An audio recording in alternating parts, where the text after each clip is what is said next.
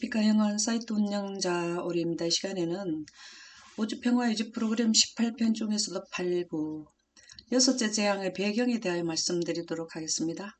여섯째 재앙도 아버지 하나님과 아들 하나님께서 우주 태초에 지구가 영원의 환경에서 인류의 환경인 죽음의 환경으로 도래한 것을 다시 원상복귀하시기 위한 의논이 아버지 하나님과 아들 하나님께서 6천년의 구속의 대경륜을 의논하셨습니다. 6천년의 대시간 가운데 여섯째 재앙은 마지막 부분의 한 사건인데요. 이 시간에는 여섯째 재앙의 배경에 대한 예언을 말씀드리도록 하겠습니다. 여섯째 재앙 배경은 바로 여섯째 인이 되겠는데요. 여섯째 인을 떼게 되면 큰 지진이 나고 해가 검어지고 별들이 떨어지며 하늘이 떠나가고 섬이 옮겨지고 진노의 큰 날이 오며 그 다음에 이러한 아마겟돈 전쟁과 유브라데 강이 마르는 이러한 사건이 발생됩니다. 계시록 16장 12절에서 16절에 여섯째 천사가 그 대접을 쏟는데요. 여섯째 천사라는 것은 재앙을 여섯 번째 내리는 14만 4천님들을 의미하는데 이 14만 4천님들의 신분은 작은 달한테 셋째 천사 기별을 전하던 무리 가운데서 여섯째 재앙 큰 재앙이 내리는 큰 환란으로 통과하는 자들, 이 기간의 생존자들이 바로 14만 4천인이 되겠습니다. 14만 4천인들이 첫 번째, 두 번째, 세 번째, 네 번째, 다섯 번째, 여섯 번째 내릴 때 유브라데 강이 마르는데요. 이 유브라데 강이라는 의미를 살펴본다면 아담과 하가 죄짓기 전에는 이 4대 강, 에덴 동산에서 발원해서 큰 강 지류가 4개의 강이 있었는데 그 중에 하나가 유브라데 강이 되겠습니다. 노아 홍수 이후에 3개의 강은 이름이 불려지지 않고 그 중에 한 강인 유브라데 강을 우리가 알고 있는데요. 이 강이 마른다는, 유브라데 강이 마른다는 것은 유브라데 강이라는 지구 전체의 강의 대표를 한다. 큰 지류의 4개의 강, 그러니까 지구에 있는 강의 대표로 보시면 되겠는데요. 그 강물이 마른다. 마르는 이유는 우리가 살펴본다면 자연현상으로 본다면요. 에덴이 철수될 때에 성층권의 물과 지표면 아래에 있던 심층수의 물이 합쳐서 저 지구 전체는 거대한 물이 덮여 있었는데요. 그 물을 하나님께서는 남극과 북극에 극지방을 형성하셔서 빙하를 쌓게 되었습니다. 얼음을 쌓게 되었는데요. 이 지역에 가면 환경이 온도가 지극히 높게 올라가기 때문에 모든 강의 근원지는 강은 어디에서 그 강이 이루어지느냐 하면 높은 산에 있는 빙하가 녹는 물이 강이 됩니다. 강을 이루게 되는데요. 이때 당시에 유브라데 강이 마른다는 것은 지구가 있어오므로 가장 지구가 뜨거워지는 지구 온난화가 가중되는 지역이 바로 시간대가 유브라데 강이 마르는 여섯째 재앙때가 되겠습니다. 그래서 자연적인 현상으로도 강이 마른다라는 것을 여기에서 알 수 있고요. 여기에서 강이 마르게 되면 또 어떤 일이 일어나나 하면 일곱째 재앙 때는 예수님이 오시게 됩니다. 일곱째 재앙이 끝나고 나면 예수님이 오시는데요. 강물이 말라서 이 시점이 되면은 동방에서 예수님께서 하나님의 백성들을 데리러 오는데 그때가 재림이죠. 왕들의 길이 예비되었더라. 이때 당시에는 또 어떤 일이 일어나느냐. 개구리같이 새 더러운 영이 사단의 영이죠. 용의 이과 이건 사단이고 짐승은 각 국가별로 지도자들 이과 이건 정치와 종교가 연합되는 것을 의미하는데요. 거짓 선지자의 입이라는 것은 하나님을 믿는다라는 그리스도 교회에서 그리스도교 하나님을 믿는다 하면서 하나님의 뜻을 따르지 않는 자들, 이 세 세력에 의해서 그들은 귀신의 영을 가졌는데 이적을 행하게 된다. 그래서 이적을 행하면서 어떤 일을 하느냐? 온 천하 왕들에게 가서 하나님 곧 전능하신 이 큰 날에 있을 전쟁을 위하여 그들을 모으더라 그랬습니다.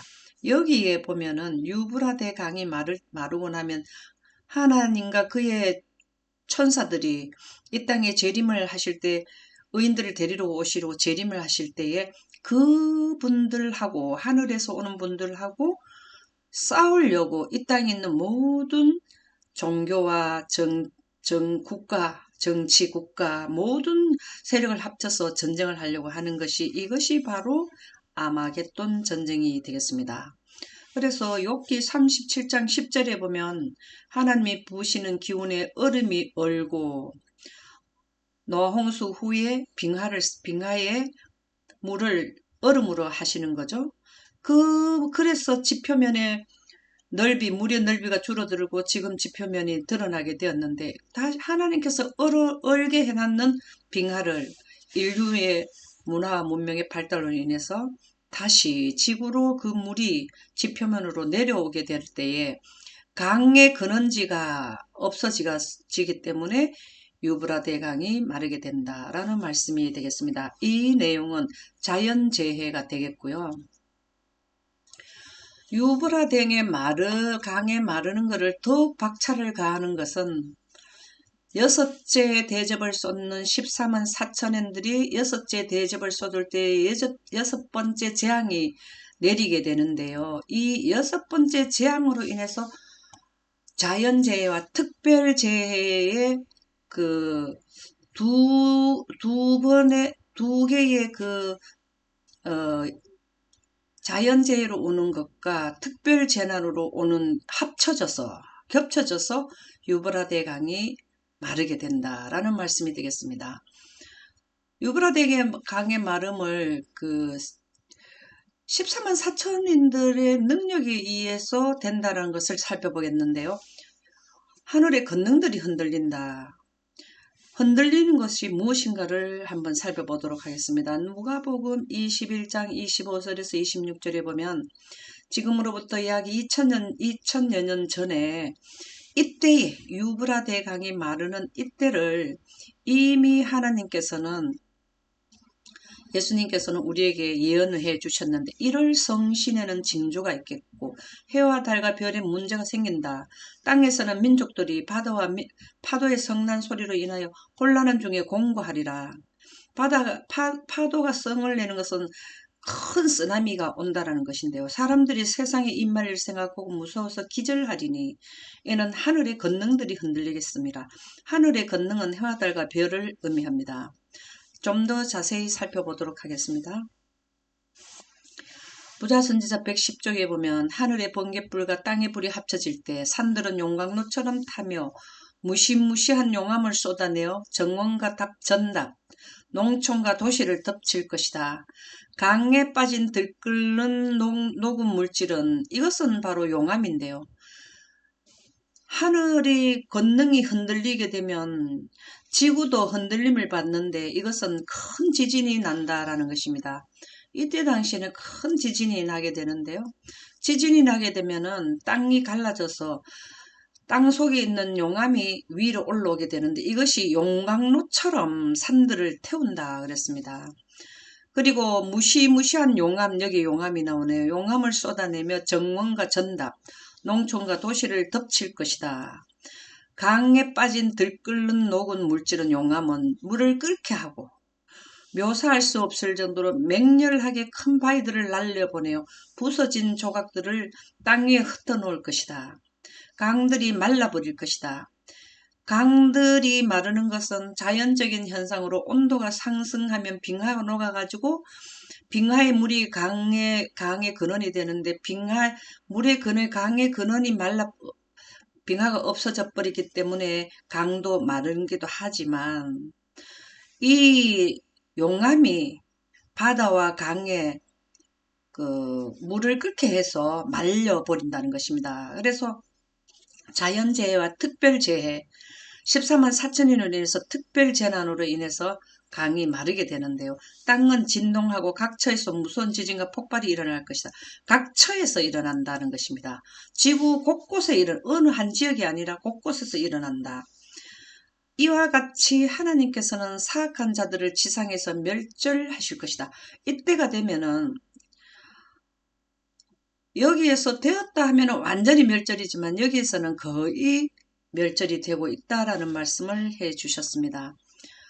하늘의 권능이 흔들린다는 것은 왜 하늘의 권능이 흔들리냐, 해와 달과 별이 왜 흔들리느냐라는 것은 재림 시간을 발표하기 때문에 재림 시간의 발표가 원인이 되는 것입니다. 초기 문집 285쪽에 보면 하늘이 열렸다 닫혔다 하며 요동하며 산들이 광야의 갈대처럼 흔들리고 바위 조각들은 사방으로 날려버렸다. 바다는 가마솥처럼 끓었으며 땅 위로 돌들을 튀겼다. 그리고 하나님께서 예수께서 오실 날과 시간을 말씀하시고 그의 백성들에게 영원한 언약을 선포하실 때 한 말씀을 하시고는 그 말씀이 온 세상에 메아리쳐 나가기까지 잠깐 멈추시곤 하셨다. 하늘이 열렸다 닫혔다, 산들이 광야의 갈대처럼 흔들린다, 큰 지진이 난다. 이것은 뭘 의미하나 하면은 하나님께서 이 6째 재앙이 쏟아질 때에 강들 유브라데 강이 마를 때에 하나님께서는 이 6째 재앙이 끝나면 7째 재앙에 되었다가 하고 나면은 예수님이 재림을 하시기 때문에 오시는 바로 직전에 뭘 하시냐면 시간을 발표해 주십니다. 그 시간은 몇 년도, 몇 월, 며칠, 몇 시 이렇게 나오는데요. 오실 날과 시간까지 말씀해 주십니다.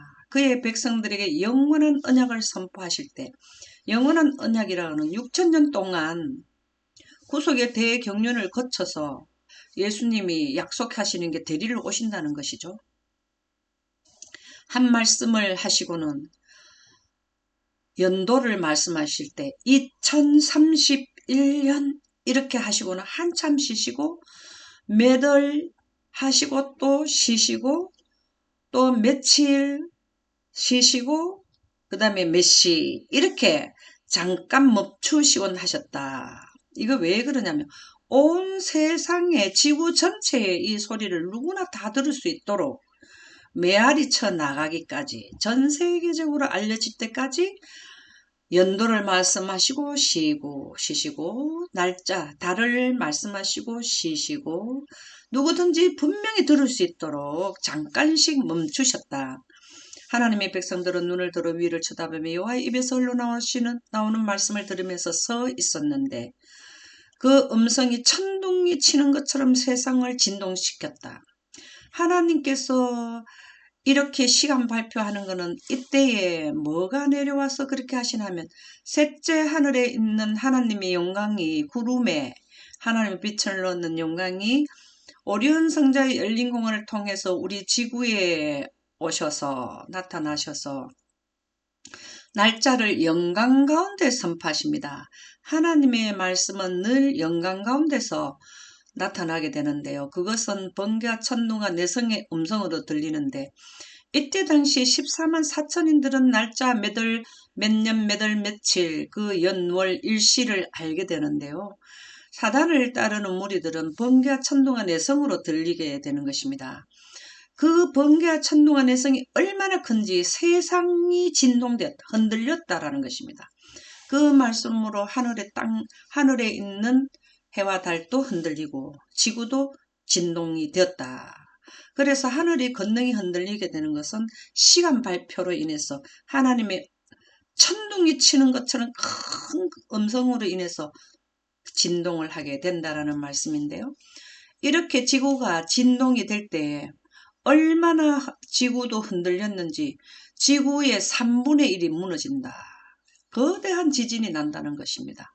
지진으로 인해서 지구의 3분의 1이 무너지게 되는데요.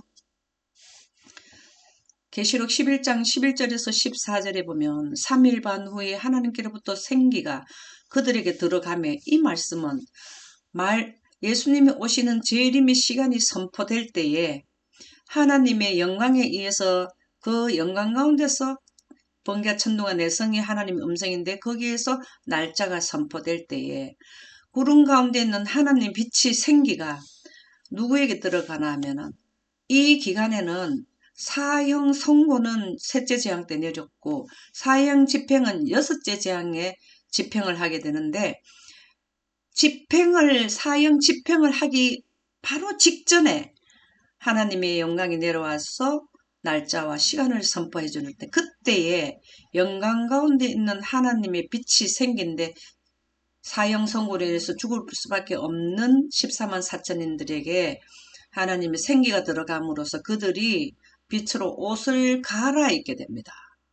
그래서 이 말씀이 바로 그 말씀인데요. 생기가 그들 속에 들어가매 그들이 발로 일었으니 3일 반 후라는 것은 아마 전 세계적으로 하나님의 백성을 전 세계적으로 각 국가별로 흩어져 있는 백성들을 3일 반 정도가 되면 그 사형 집행을 해라라는 기간으로부터 3일 반 후까지 약 3일 반 기간 동안 전 세계에 있는 자들을 사형 집행을 해라. 그 사형 집행을 이제 시작하려고 할 때에 시간이 선포되는 영광이 임하게 되었다. 그 말씀이 되겠는데요. 그들이 발로 일어서니 구경하는 자들이 크게 두려워하더라. 14만 4천인들이 이제 빛으로 옷을 입고 일어나니까 그들이 크게 두려워하더라. 이 그들이라는 것은 사형 집행을 하러 온 사단을 따르는 무리가 되겠습니다. 하늘로부터 큰 음성이 있어 이리로 올라오라. 14만 4천인들은 빛으로 옷을 갈아입었기 때문에 지구에서 일어날 성 10분의 1이 무너지면은 그 가운데 죽을 수도 있을 분들이기 때문에 이분들은 빛으로 옷을 입혀서 지구 지표면에서 성이 무너지는 데서 해방되도록 자유롭게 되도록 빛으로 옷을 입게 되면 지구에서 끌어당기는 중력을 이길 수 있는 속도를 가지기 때문에 그래서 이리로 올라오라. 그래 들림을 받게 되는 것입니다.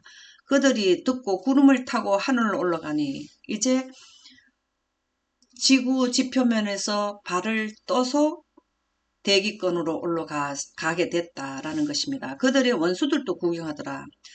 이렇게 될 때에 하나님을 따르지 않았던 자들이 구경을 하게 됐는데 그때 큰 지진이 나서 성 10분의 1이 무너지고 성 10분의 1이 무너지는데요. 그 지진에 죽은 사람이 7천이라 숫자가 7천만 되는 것이 아니라 많은 숫자가 죽었다라고 이해하시면 되겠습니다. 그 남은 자들이 두려워하여 영광을 하늘에 하나님께 돌리더라. 그 남은 자들이 두려워하여 영광을 하늘에 하나님의 능력을 크다라는 것을 인정했다라는 말씀이 되겠네요. 둘째 하는 지나갔으나 보라 셋째 하가 속히 이르는도다. 이 둘째 하는 첫째 하는 다섯째 나팔때고 둘째 하는 여섯째 나팔이 되겠습니다. 여섯째 나팔때고 그 다음에 셋째 여기는 여기는 화화화 셋째 일곱째 나팔을 불 때는 화화화가 되겠습니다. 그래서 초기 문집 272쪽에 보면 곧 나는 하늘과 땅을 뒤흔드는 하나님 음성을 들었다. 여기에서 뭘 하나 하면은 날짜와 시간을 발표하는 음성을 들었다. 큰 지진이 일어났다. 이때 당시 하나님의 그 큰 음성으로 인해서 지진이 일어났는데 건물들이 산산조각으로 무너져 버렸다. 이렇기 때문에 이 무너진 그 건물에 묻히지 않도록 14만 4천인 하나님의 백성들은 공중으로 들림을 받게 되었고 그러자 승리의 함성이 음악 소리처럼 크고도 분명하게 들려왔다. 나는 조금 전에 고민 가운데 눌려있던 무리를 바라봤다. 14만 4천인이 사형 집행을 당하게 돼 있는 입장이었기 때문에 고민 가운데 있었는데 그들은 자유롭게 되었다. 지구 지표면에서 발을 들림을 받고 이러한 건물들이 무너지는 데서도 자유함을 받았으며 왜 자유롭게 되었느냐? 영광스러운 빛이 그들 위에 비쳐서 빛으로 옷을 갈아입었기 때문에 그렇습니다. 여섯째 재앙이 내릴 때에 지진이 나서 땅의 3분의 1이 무너졌을 때 사람의 3분의 1도 죽게 되는데요. 계시록 9장 15절에서 17절에 보면 그들은 그 네 천사가 놓였으니 여기가 네 천사가 놓였는 분들은 14만 4천인들인데요. 셋째 천사 기별을 전하고 여기까지 생존자들을 의미합니다. 그들은 그 연, 월, 일시에 이르러 이것은 그 연, 월, 일시라는 것은 재림의 기별 몇 년도 몇 월 며칠 몇 시에 예수님의 재림의 날짜를 선포할 때에 사람의 3분의 1을 죽이기로 준비된 자들이더라. 13만 4천인들이 여섯 번째 재앙을 내려서 그 큰 해와 달과 별의 진동, 지구가 큰 진동, 지진이 나게 되어서 땅의 3분의 1이 무너지기 때문에 그때 사람들이 3분의 1이 죽이기로 예비된 자들이 14만 4천인들이 되겠습니다. 마병대의 수는 14만 4천인들의 마병대의 수는 2만만이니 2만 곱하기 만을 하면 2억이 되는데요. 사실은 그보다 더 숫자가 많다라는 것을 이렇게 표현했다고 볼 수 있습니다. 정확하게 2억이다. 2억 명이다. 이렇게 할 수는 없는 것 같네요. 내가 그들의 수를 들었느라 이 같은 한상 가운데 그 말들과 그 위에 탄 자들을 보니 말을 탄 자들은 여기에 보면은 첫째 인을 뗄 때에 흰말을 탄 자가 나오고 이거는 셋째 천사들이 하나님의 말씀을 받은 셋째 천사들이었는데 이때 당시에 흰말, 붉은말, 검은말이 나왔던 활동하던 분들이 여기에서 활동하기 때문에 여기서 말이라는 것은 영광의 능력, 성령의 권능을 받았다라는 것이 되겠습니다. 탄자들은 14만 4천인들이고요. 하나님의 능력을 받은 자들을 14만 4천인들이고요.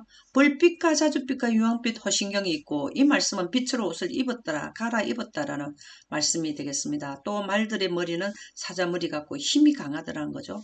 14만 4천인들이 날짜와 시간을 발표할 때 내려온 영광에 의해서 빛으로 옷을 갈아입고 나니까 그 빛의 옷은 불빛과 자줏빛과 유황빛 호신경 엄청나게 이러한 환란을 견딜 수 있도록 보호막을 입었다는 것인데 그것이 바로 빛으로 옷을 입었다라고 표현하면 되겠는데요. 그래서 말들의 머리는 사자 같고 그들은 힘이 좋고 능력이 하나님의 능력을 받아서 그 입에서는 불과 연기의 유황이 나더라. 능력을 재앙을 내릴 때마다 대접을 쏟을 때마다 능력이 나타났다라는 말씀이 되겠습니다.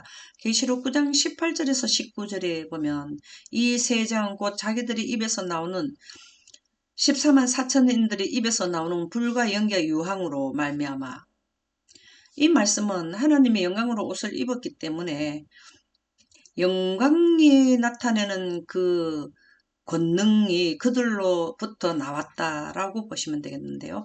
사람의 3분의 1이 죽임을 당하니라. 이때는 땅의 3분의 1이 무너지고 그 땅에 있던 3분의 1 가족 사람들도 죽게 되고 이 말들의 힘은 이과 꼬리에 있으니 꼬리는 뱀 같고 또 꼬리에 머리가 있어 이것으로 해야 하더라. 하나님의 능력으로 해야 하더라 라는 말씀이 되겠습니다.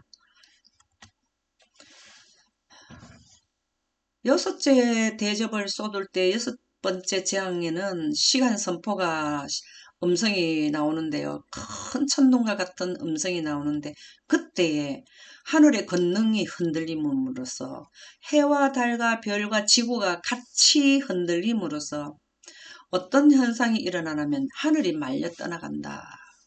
그 말씀은 해와 달과 별을 그 음성에 의해서 막 흔들리게 될 때에 우리 지구의 대기권에 있는 공기가 떠나가게 된다라는 말씀이 하늘이 말려간다라는 말씀이 되겠습니다.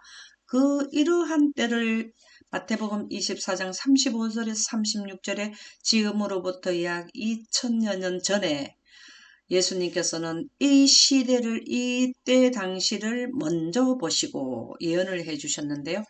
천지는 없어질지언정 이 말씀은 천지가 하늘의 대기권이 떠나갈 때가 있다 이 말입니다. 내 말은 없어지지 아니하리라. 그러나 그날과 그때는 아무도 모르나니 오직 아버지만 아시느니라. 이때 시간 발표를 14만 4천인들은 알려주는데요. 그 전에는 날짜를 절대로 알려주지 않았습니다. 계시록 6장 12절에서 17절에 보면 내가 보니 여섯째 인을 떼실 때에 큰 지진이 나고, 이렇게 큰 지진이 날 때에 해가 총단같이 검어지고 온 달이 피같이 되며 하늘은 종이축이 말리는 것 같이 떠나가고, 대기권, 성층권, 중간권 10건, 노아 홍수 전에는 성층권에 물층이 있었는데 홍수로 인하여 그 물층이 일단 없어져 버렸고, 남아있는 것은 공기층밖에 없는데, 공기밖에 없는데 이제 하늘에 있는 것은 있는 공기마저도 떠나가게 된다 라는 말씀이 되겠습니다. 왜 떠나가기 시작하느냐? 날짜와 시간을 발표할 때 해와 달과 별, 지구가 크게 흔들려서 우리가 그릇에 물을 담아서 많이 흔들면 물이 쏟아지듯이 대기권의 공기가 떠나가게 된다라는 말씀이 되겠습니다.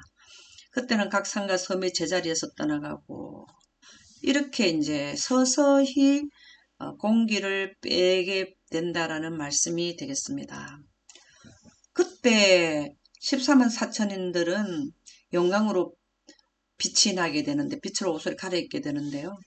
조금 전에도 말씀드렸듯이 시간을 발표하는 그 연, 월, 일시의 영광이 하늘에서 내려와서, 셋째 하늘에서 와서 영광 가운데서 천둥 소리가 날 때에, 날짜 시간이 발표될 때에 살아남는 이 409에서 410쪽에는 하나님께서 예수의 오실 날과 시간을 알려주시고 그 백성에게 영원한 언약을 선포하실 때에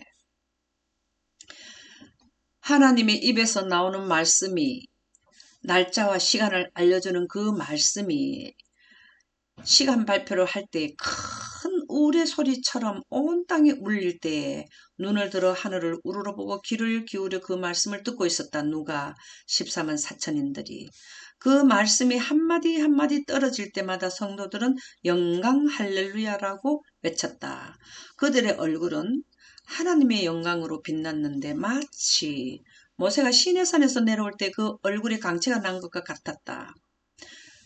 40일을 십계명을 받을 때 옹기점 연기같이 시내산을 영광으로 덮었을 때, 거기서 나왔을 때 해같이 빛났듯이 14만 4천인들도 말씀을 선포할 때 내려온 영광으로 그들은 모세아처럼 얼굴에 강체가 나고 빛으로 옷을 갈아입게 됩니다. 그래서 악인들은 이 14만 4천인들이 입는 그 영광의 옷 때문에 그들은 쳐다볼 수가 없었다. 그 빛을 쳐다보면 그들은 이제 시력을 잃게 되고 문제가 오게 되기 때문에 쳐다볼 수가 없었다. 초기 문집 67쪽에 보면 그들은 극심한 시련을 통과해야 하는데, 극심한 시련이라는 것은 여기에서 사형 선고가 셋째 재앙 때 나타나고 여섯째 재앙 때는 집행을 하는, 이러한 것이 엄청난 시련을 통과하는데, 이로써 그들은 정결하게 되고 살아계신 하나님의 인을 받기에 합당하게 될 뿐 아니라 하나님의 영생하는 빛을 원했기 때문에 그들은 빛으로 옷을 갈아입게 될 뿐만 아니라 환난의 때를 통과하는 동시에, 이런 거대한 환난을 통과하는 동시에 아름다우신 왕을 배웠고 순결하고 거룩한 천사들과 더불어 하나님과 함께 거할 수 있게 될 것이다. 예수님이 재림하실 때에 셋째 하늘에 가게 될 것이다. 야곱의 환난 때는 한적한 곳으로 피하라 그랬는데 미처 피하지 못하는 분들은 감옥에 갇혀 있기도 한다라는 말씀이 각시대 대쟁도 626에서 627쪽에 나오는데요. 비록 원수들이 그들을 감옥에 가둔다 할지라도 미처 피하지 못해서 감옥에 갇힌다 해도 감옥의 벽이 그들의 영혼과 그리스도와의 교통을 차단시킬 수는 없다. 그 감옥은 마치 궁궐처럼 될 것이다. 마치 바울과 실라가 빌립보 감옥에서 밤중에 기도하고 참회했을 때처럼 그 음산한 담백이 하늘빛으로 빛날 것이기 때문이다. 14만 4천인들이 감옥에 갇혀 있어도 그분들은 다 14만 4천인에 포함되기 때문에 빛으로 옷을 갈아입게 되어서 구원을 받게 된다는 말씀이 되겠습니다. 이 기간 동안에는 지속적으로 전쟁의 경보가 계속해서 발표가 됩니다. 첫째 재앙, 둘째 재앙 전부 다 이거는 전쟁의 경보를 알려주는 하나의 신호인데요. 이렇게 될 때마다 패망이 연속이 됩니다. 하나님을 믿지 않는 분들은 지속적으로 죽음을 가는 숫자가 늘어나게 된다는 것인데요.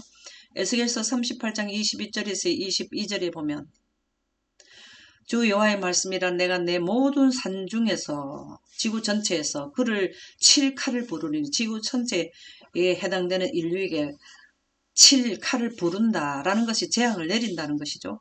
14만 4천인들에 의해서 각 사람이 칼로 그 형제를 칠 것이며 이 기간에는 먹을 것이 너무 없기 때문에 각 사람이 칼로 그 형제를 치기도 하고 내가 또 전염병과 피로 그를 심판하리니 전염병도 보내고 심판이라는 것은 재앙이 내리는 게 그들이 결정한 대가를 내리는 것이 심판인데요. 자비가 섞이지 않는 재앙을 내릴 것이며 쏟아지는 폭우와 큰 우박덩이와 불과 유황으로 그와 그 모든 무리와 그와 함께 있는 많은 백성에게 비를 내리듯 하리라. 이때는 불과 유황이 불을 내리듯이 내리게 될 때가 되겠습니다. 대쟁투 310쪽에 보면 선지자 예레미야는 그 두려운 시기를 바라보면서 바로 큰 난란 일어나는 때를 바라보면서 내 마음속이 아프고 이때 당시의 환경을 이해한다면 누구든지 마음이 다 아플 것입니다. 내 마음이 답답하여 잠잠할 수 없으니 이것을 먼저 경고하고 알려줘서 많은 사람들이 이렇게 재앙을 받지 않도록 이 많은 재앙을 받지 않도록 먼저 알려줘야 된다. 이는 나의 심령 내가 나팔 소리와 여섯째 나팔과 일곱째 나팔 전쟁의 경보 여섯째 나팔의 전쟁의 경보를 하나씩 알려주는 이러한 사인이 6가지 재앙이 되는데요. 들음이로다. 이때는 패망이 연속하고 많은 사람들이 재앙이 내릴 때마다 죽는 숫자가 늘어나고 라고 부르짖었다. 예레미야 선지자도 이 때를 먼저 보시고 기록을 해 두셨는데요. 그날은 분노의 날이요. 이때는 하나님께서 분노하시는 날이다. 하나님을 거절한 자들에게 내리는 하나님의 6천년간 참았던 분노를 쏟아내는 날인데요. 환난과 고통의 날이요. 항무와 폐괴의 날이라. 이 지구 땅은 항무해지고 폐괴해진다라는 말씀이 되겠습니다. 캄캄하고 어두운 날이요. 구름과 흑암의 날이요. 나팔을 불어 경고한 날이로다. 5째 나팔까지도 경고했지만 6째 나팔은 이제는 재앙을 내리는 경고만 내리게 되겠습니다. 그래서 14만 4천인들에 의해서 악인들이 타격을 많이 받는데 왜 그러냐면 이러한 재앙을 지속적으로 연속적으로 내리기 때문에 그렇습니다.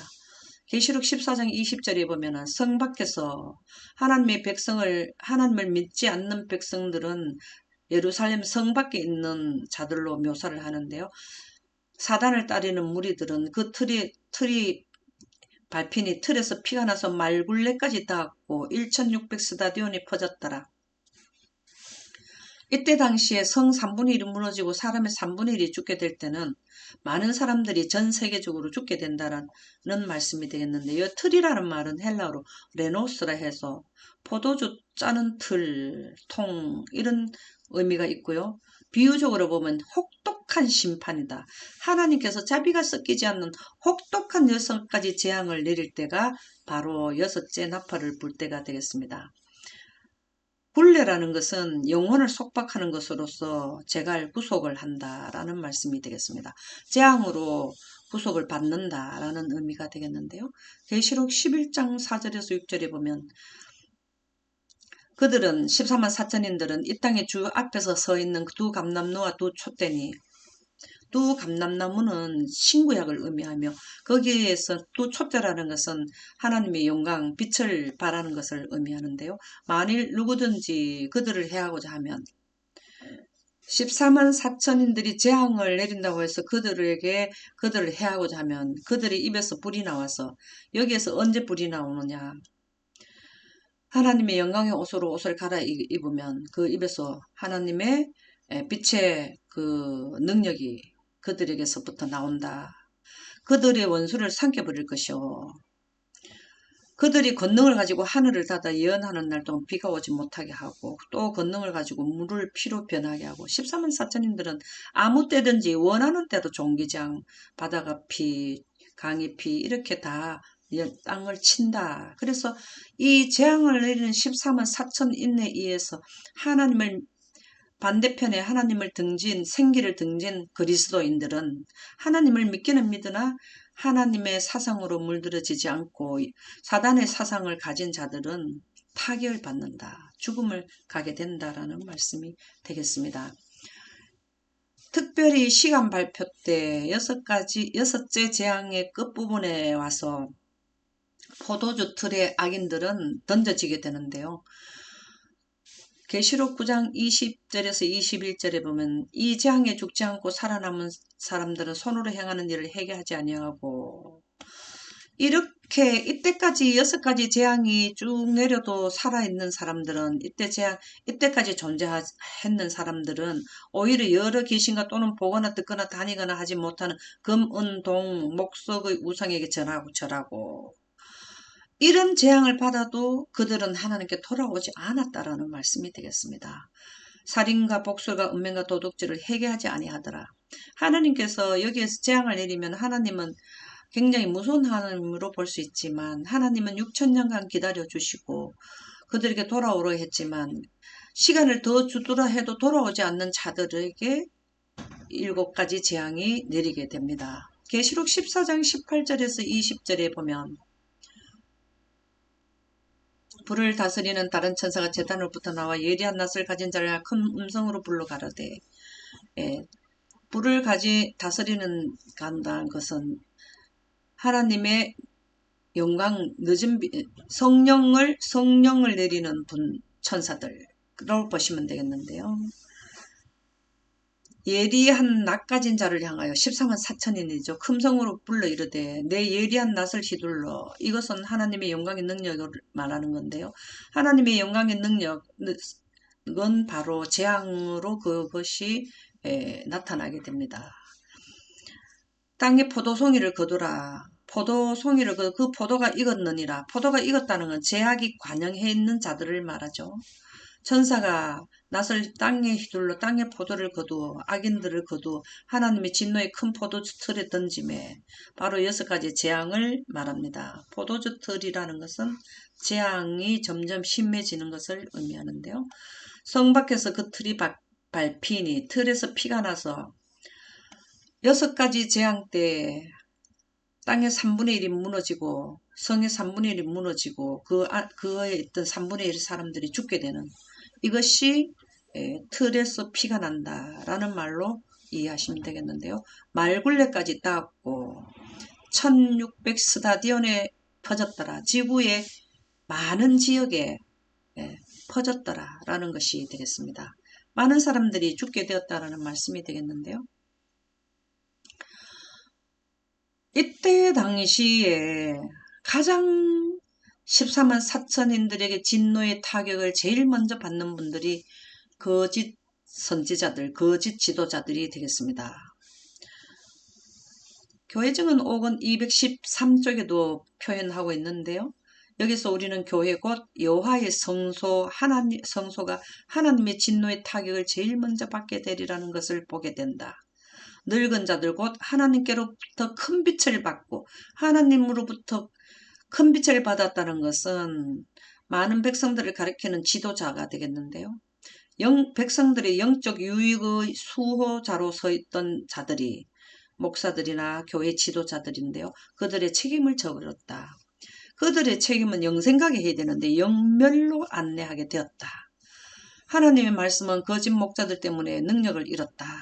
거짓 목자들이라는 것은 하나님을 믿는다 하지만 하나님께로부터 나오는 영원에 가는 생기를 그들은 등졌다라는 것이죠. 아담과 하와가 하나님을 섬겼지만 하나님으로부터 나오는 영생에 가는 생기인 하나님의 창세기 1장 3절의 빛을 생기를 등졌기 때문에 죽음이 오게 되었습니다. 거짓 목자들은 하나님을 믿으나 영생에 가는 생기를 등졌기 때문에 능력을 잃었다. 그들이 한 일은 곧 그들 자신에게로 돌아갈 것이다.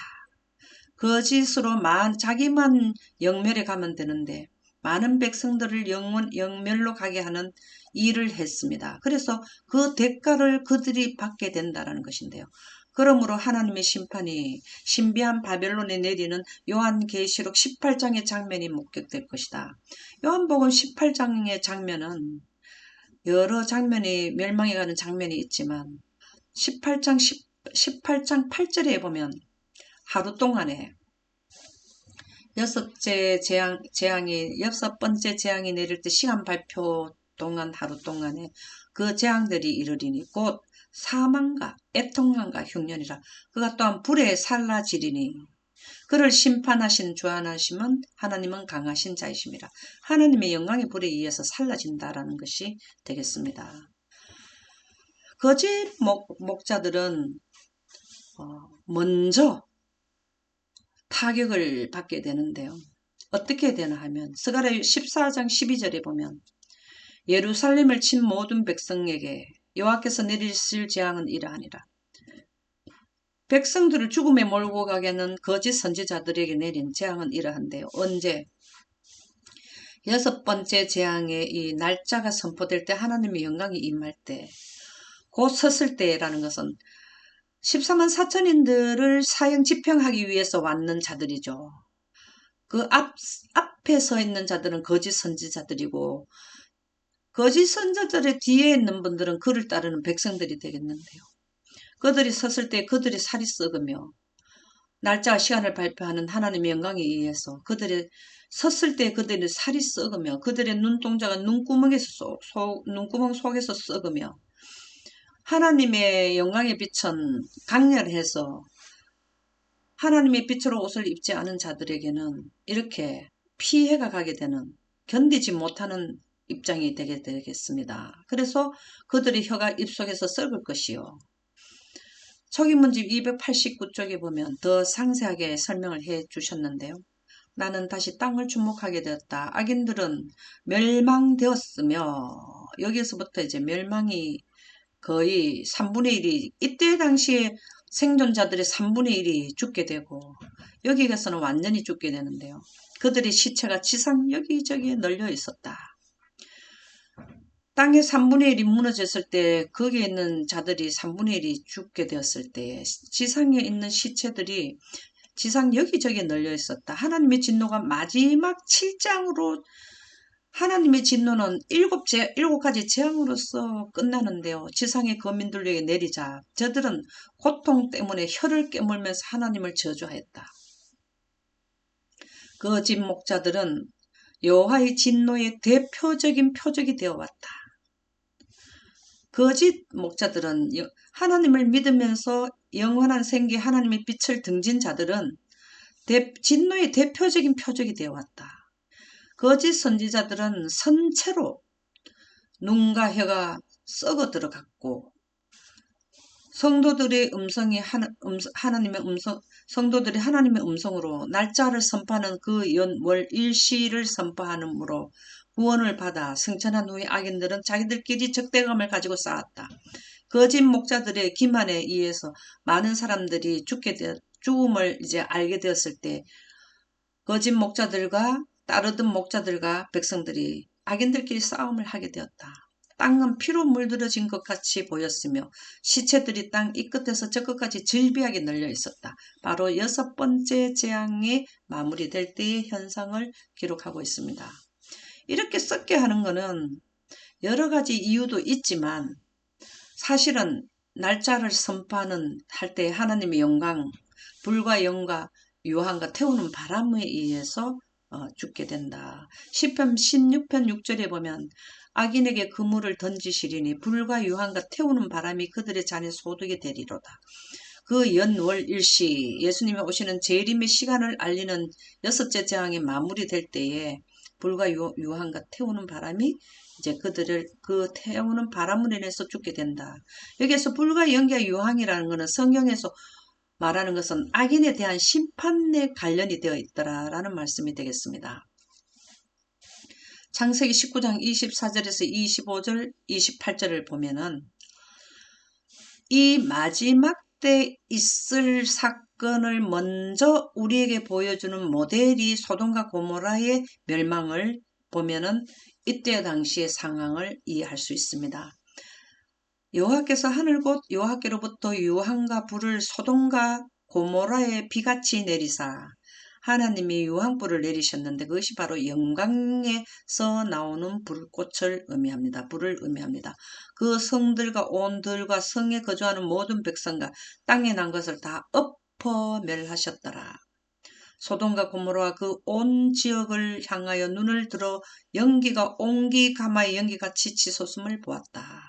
그래서 불과 연기가 태우는 바람으로 소돔과 고모라가 멸망했듯이 여섯 번째 재앙이 내릴 때 하나님의 영광이 임해서 날짜 시간을 선포하는 그 영광으로 많은 사람들이 이제 죽게 된다라는 것을 말씀하고 있습니다. 이러한 재앙을 받을 때에 악인들은 할 말이 없습니다. 초기문집 66쪽에 보면 하나님께서 패역한 당신의 백성들을 그분의 자비로 구원해달라고 간청하였다. 재앙이 내리기 시작하면 거룩한 안식일을 계속해서 범해온 자들은, 영혼불멸설에 감염돼서 일요일을 지킨 자들은 그들이 지금 그것을 지키지 못한 데 대한 변명을 하지 못하게 될 것이다.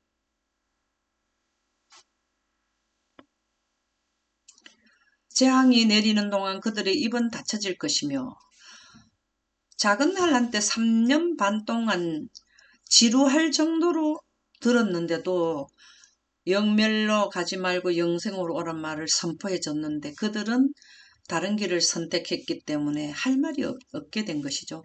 위대한 입법자께서 당신의 거룩한 율법을 비웃고 그 율법을 인간에게 저주와 비움과 온역이 된다고 말해온 자들에게 공의를 시행하실 것이다. 공의를 시행하는 것이 재앙을 내린다는 것이죠.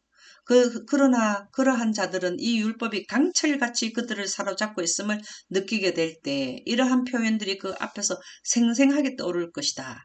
하나님의 율법은 강철같이 변함이 없다는 것으로 인해서 영생과는 생기, 우주 영존법을 그들은 지키지 않아서 이런 결과가 오게 됐다는 것을 생생하게 떠오르게 될 것이다. 그리하여 그들은 그때 하나님의 말씀이 거룩하고 의롭고 선하다고 부른 그 율법을 조롱한 죄를 깨닫게 될 것이다. 여기에서는 영광기별이 선포되죠. 영광은 영생과는 요소인 생명의 빛과 생명의 물이 되겠는데요. 물의 근원지가 되겠는데요. 이것을 거절하게 된 결과가 그들이 이런 재앙을 받게 된다는 데 있어서 재앙을 받을 때 변명할 길이 없었다. 이렇게 많은 사람들이 이때 당시에 죽는데요. 지금은 가족이 누가 죽으면은 장례를 치러주는데 이때는 장례를 치러줄 수 없는 환경이 되겠습니다. 왜? 너무나 많은 사람들이 죽었고 그것을 시신을 거둬줄 수 있는 환경이 되지 않기 때문에 그렇습니다.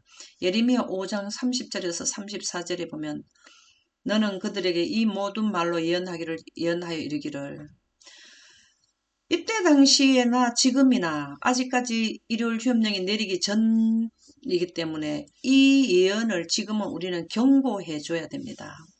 예언을 꼭 말을 해줘야 되는데요.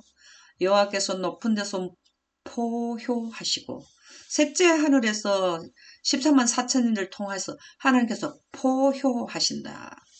그의 거룩한 처에서 소리를 내시며 그의 초장을 향하여 크게 부르시고 세상 모든 주민에게 대하여 포도 밟는 자같이 흥겹게 노래하시리라. 요란한 소리가 땅끝까지 이르면 여호와께서 뭇 백성과 다투시며 지구의 인류하고 다투신다. 재앙을 내리신다. 모든 육체를 심판하시며 악인을 칼에 내어 주었습니다. 칼에 내어 준 거는 6가지 재앙과 7번째 재앙이 되겠는데요. 여호와의 말씀이니라. 만군의 여호와께서 이와 같이 말씀하시니라. 보라, 재앙이 나서 나라에서 나라에 미칠 것이며 전 세계적으로 다 해당이 된다는 말씀인데요. 바람이 땅끝에서 일어날 것이라. 전쟁이 일어난다. 그날에 여호와에게 죽임을 당한 자가 땅 이 끝에서 땅 저 끝에 미칠 것이니 6가지 재앙, 특별히 6번째 재앙으로 많은 사람들이 죽게 된다. 이때 당시 인류의 생존자 중에 3분의 1은 죽게 된다라는 것인데요. 그들을 위하여 애곡하는 자도 없고 시신을 거두어 주는 자도 없고 매정하여 주는 자도 없으리니 그들은 지면에서 분토가 되리라. 그냥 땅에서 그대로 시체가 흙으로 돌아가게 되리라. 이는 너희가 도살당할 날과 이때 당시에는 인류가 도살을 당하게 되는 시점이 되어 있는데요. 흩음을 당할 기한이 찼음인즉 여기에서 죽음으로 가는 기한이 찼다라는 것입니다. 귀한 그릇이 떨어진 같이 될 것이라. 우리가 소중하게 여기는 그릇을 실수로 떨어뜨리면 깨지듯이 하나님의 자녀로 인류는 자녀인데 그 귀한 자녀들이 죽음으로 가게 된다라는 말씀이 되겠습니다. 이렇게 죽음으로 가게 되는 이유는 사단이 내놓은 영원 불멸설의 복술, 강신술을 하게 되면은 재앙을 이렇게 정해놨습니다. 강신술을 하게 끝까지 하는 자들에게 내릴 재앙은 이미 정해진 이 재앙으로 만국의 재앙이 임하게 되는데요. 에스겔서 7장 5절에서 7절에 보면 재앙이로다, 비상한 재앙이로다. 빠르게 재앙이 비상하게 재앙이 일어난다. 볼지어다 임박하도다 끝이 나도다. 이 7가지 재앙이 끝나고 나면 지구에는 더 이상의 재앙이 없게 됩니다. 끝이 나도다 끝이 나도다. 끝이 나를 치러 일어나도다. 볼지어다 임박하도다. 이 땅 검이나 지구의 인류야 정한 재앙이 내게 임하도다. 이렇게 정해난 재앙은 우주 태초에 하나님께서 인류를 데려오시기 전에 이러한 사건이 있어야 마무리가 된다라는 것을 먼저 정해놓는 이 재앙이 정한 재앙이 내게 임하도다. 때가 이르렀고 날이 가까웠으니 예수님 오시는 날이 가까웠으니 예수님 오시기 전 사건의 재앙은 필히 발생된다라는 말씀이죠. 계시록 18장 23절에서 24절에 보면 이 지구는 등불빛이 결코 다시 내 안에 비치지 않고 지구의 빛이 살아가는 데 필요한 빛이 비치지 않게 되고 태양빛도 이제는 지구에 나타나지 않게 되고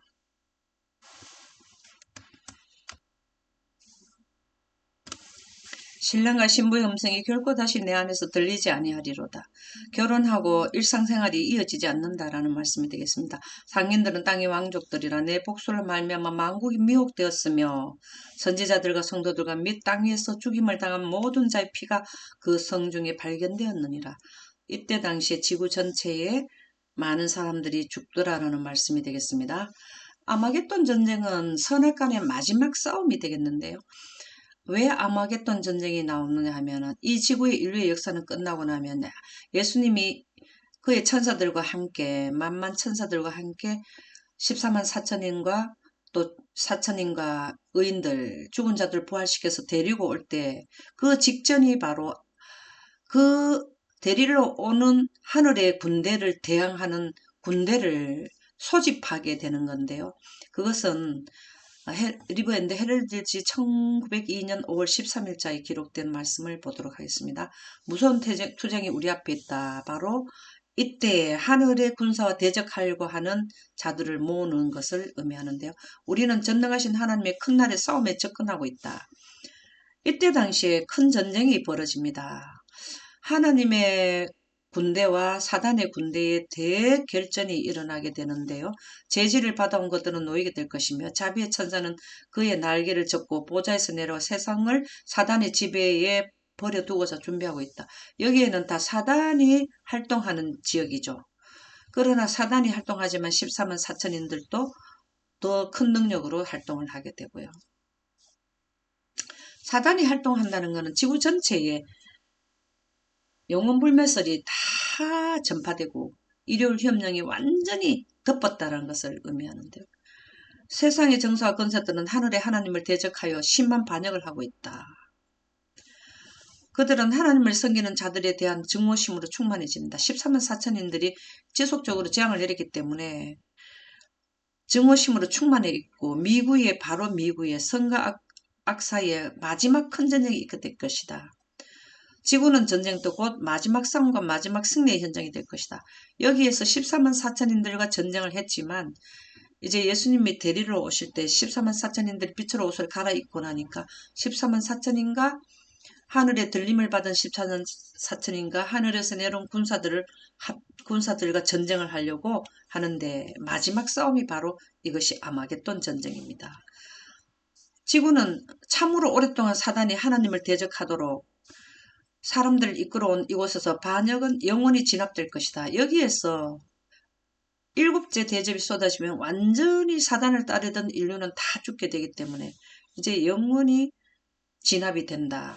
여기서 마지막 승리 현장 14만 4천인들도 승리하고 하나님을 따르던 자들이 죽은 자들도 부활해서 승리하는 마지막 전쟁의 기점이 바로 여섯째 재앙 끝날 때 하나님의 말씀 시간이 선포될 때를 의미합니다. 이러한 예언은 거대한 미래의 사건의 예언은 하나도 더하거나 빼면은 안 된다는 말씀이 기록되어 있는데요. 그것이 계시록 2장 18절에서 19절에 나옵니다. 내가 이 두루마리의 예언 다니엘과 계시록의 예언을 말씀을 듣는 모든 사람에게 증언하노니 만일 누구든지 이것들 외에 더하면 이 예언에다가 더 보태면은 두루마리 계시록과 예언의 신에 나오는 기록된 이 계시록에 나타난 재앙들 6가지 재앙, 7번째 재앙을 더 하실 것이요. 계시록에 나타나는 이 사건의 예언, 두루마리 예언에서 한 사건이라도 빼버리면 이 순서를 빼버리면은 하나님이 이 성경에 기록된 생명나무와 및 거룩한 성에 참여함을 제하여 버리라. 하나를 못 들어가게 된다. 그래서 예언은 더하지도 말고 빼지도 말고 그대로 전달하라는 말씀이 되겠습니다. 시대의 소망 597쪽에 보면 이 예언을 유대인들은 해당에서 여러 번 반복해 읽었으며 예수님의 초림에 대한 예언이죠. 그것을 오실 메시아에게 적용시켰다. 그리스도께서는 유대인의 제도는 성막제도를 의미하죠. 전체 구원의 계획에 모퉁이 돌이 되셨다. 전체 구원의 계획은 스가랴 6장 13절의 평화의 의논, 구속의 대경륜을 의미하는 6천년과 7천년의 큰 전체 구원의 계획이 모퉁이 돌이 되었다는 기초, 중심이 되었다라는 것이죠. 예수님으로 말미암아 이 예언이 이루어졌다. 유대의 건축자들은 이스라엘의 제사장들과 간원들은 이 주춧돌을 거절하고 있었다. 예수님의 예언을 거절했다라는 것입니다. 그래서 유대인들은 예수님의 초림 때 예언을 못하도록 했습니다.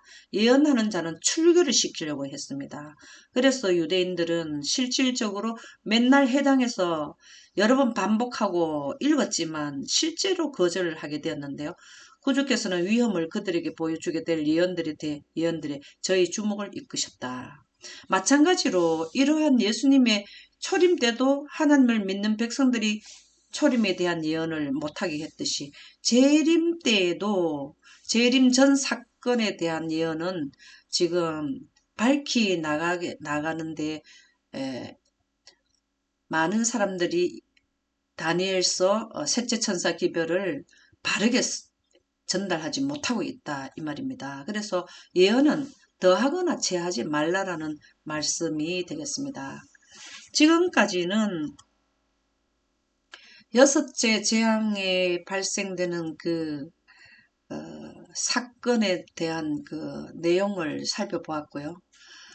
10부에서는 여섯째 재앙이 발생될 때에 여섯째 재앙이 나타날 때 야곱의 환란을 겪게 되는 14만 4천인들에 대하여 야곱의 환란과 14만 4천인에 대한 야곱의 환란을 겪는 분들이 14만 4천인들이 되겠는데요. 이 사건에 대하여 살펴보도록 하겠습니다. 감사합니다.